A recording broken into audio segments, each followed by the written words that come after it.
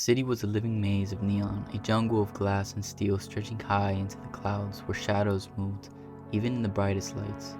In this place, power belonged to those who could afford it, and for the past 6 months, journalist Neo Kane had been hunting a story that would bring one of the city's most powerful men to his knees. The man in question was Drayton Wolfe, CEO of Aethercorp, the tech giant that controlled nearly every aspect of daily life. There had been whispers of something sinister brewing in the underbelly of the corporation: human experimentation, illegal trials, and people disappearing without a trace. All signs pointed to one secret project, codenamed Eclipse. Neo had a contact inside, someone claiming to be a whistleblower with key information to expose Wolfe. They had arranged a meeting at a rundown bar on the outskirts of the city. As he navigated the crowded streets, Neo couldn't shake the feeling that he was being watched. Paranoia had become a constant companion in recent weeks, as his investigation had led him deeper into Aethercorp's dark corridors. When he arrived at the bar, it was nearly empty. The air was thick with smoke, and the only sound came from a flickering neon sign buzzing in the corner. His contact, a man named Jace, sat nervously at a corner booth, his hood pulled low over his face. Neo sat across from him, his recorder ready.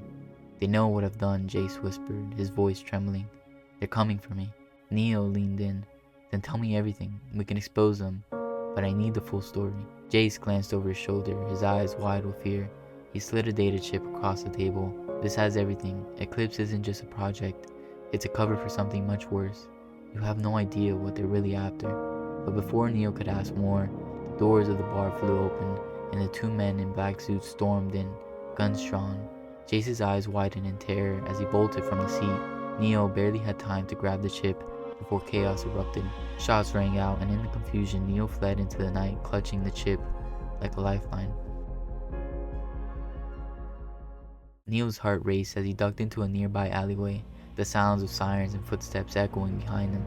His mind was spinning. What had Jace meant by something worse? He had thought he was chasing a corporate cover-up for illegal experiments, but this was bigger, far bigger. He needed to find out what was on that chip. Back in his cramped apartment, Neo plugged the chip into his terminal, his fingers shaking as he navigated through encrypted files.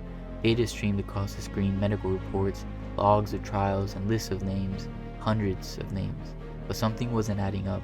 Many of the names had been listed as missing for years. Why would they still be a part of Aethercorp's active records? Then he found it. A classified file named Eclipse Phase 5. As he opened it, the screen filled with diagrams of brain implants, neurochips, and detailed schematics for something called synthetic memory integration. Neo's breath caught in his throat as he realized the truth. Aethercorp wasn't just experimenting on people. They were implanting false memories, rewriting who these people were. The implications were staggering. Whole lives could be rewritten, entire identities fabricated by the corporation. The final piece of the puzzle came when Neo found Jace's file. He had once been an engineer for Aethercorp, a part of the very team developing the memory implants. But there was something strange about his file. Gaps in his history, inconsistencies in his employment record. Neo froze. What if Jace wasn't a whistleblower at all? What if he was one of their test subjects, a man whose memories had been implanted to make him believe he was exposing the truth? Suddenly his terminal flickered. An alert flashed across the screen. Unauthorized access detected. Location compromised. Neo grabbed his things, barely making it out the door before the building's alarms blared. The men in suits were after him now, and the data he had uncovered, he understood why. This wasn't just a corporate scandal. This was about controlling reality itself. Neo's world had become a nightmare. As he sprinted through the city streets, his thoughts were a chaotic storm. Who could he trust now? If Aethercorp could manipulate memories, could they have already gotten to him? What if this entire investigation had been orchestrated? He couldn't shake the paranoia, the gnawing feeling that even his own thoughts might not be his own.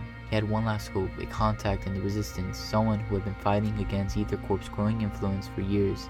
The meeting was set in a derelict alleyway on the outskirts of the city, but when he arrived, his heart sank. Standing in the shadows was Drayton Wolfe himself. "Mr. Kane," he said, his voice as smooth as silk. "You've been very busy." Neo's hands instinctively went to the gun hidden in his jacket. "What have you done to me?" "To Jace." Wolfe smiled. "Jace was never meant to survive the experiment. He's a prototype, a glimpse into what's possible when you can rewrite a person's reality. But you're something much more interesting." Neo's mind raced. What was he saying? "You can't control everyone, Wolfe. People will find out what you're doing." Wolfe's smile widened. "Oh, but I already have. You've been living in my experiment for months now. Everything you've done, every lead you followed, it's all been carefully orchestrated. The revelation hit Neo like a punch to the gut. His investigation, the dangers, even the whistleblower, none of it was real.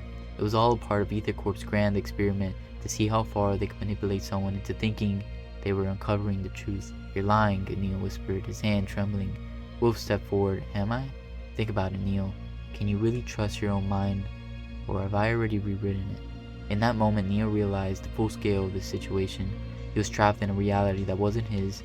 There was only one choice left: to destroy the system from inside, even if it meant sacrificing himself. With a defiant glare, he raised the gun and aimed it at Wolfe, prepared to make the ultimate sacrifice for the truth. Neo's finger tightened on the trigger, his breath steady, and in a single, deafening moment, he fired. Wolfe staggered back, blood blooming across his chest as he collapsed to the ground. His smile finally wiped away. For a moment, Neo stood frozen, watching as the man who had orchestrated everything lay lifeless before him. He had done it. He had won.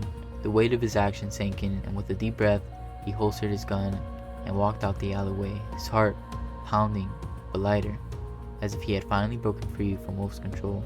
But as he reached the door, something gnawed at his mind. He turned back just to be sure, his eyes looking onto the spot where Wolfe's body should have been. His heart stopped. There was no body. The blood, the lifeless form, it was all gone, as if Wolfe had never been there at all. Neo's chest tightened with the cold realization. Was it real? Or had Aethercorp implanted this memory too? The lines between truth and illusion blurred once again, and as he stepped into the neon-lit streets, he couldn't shake the sickening dread that nothing in this world could ever be trusted again.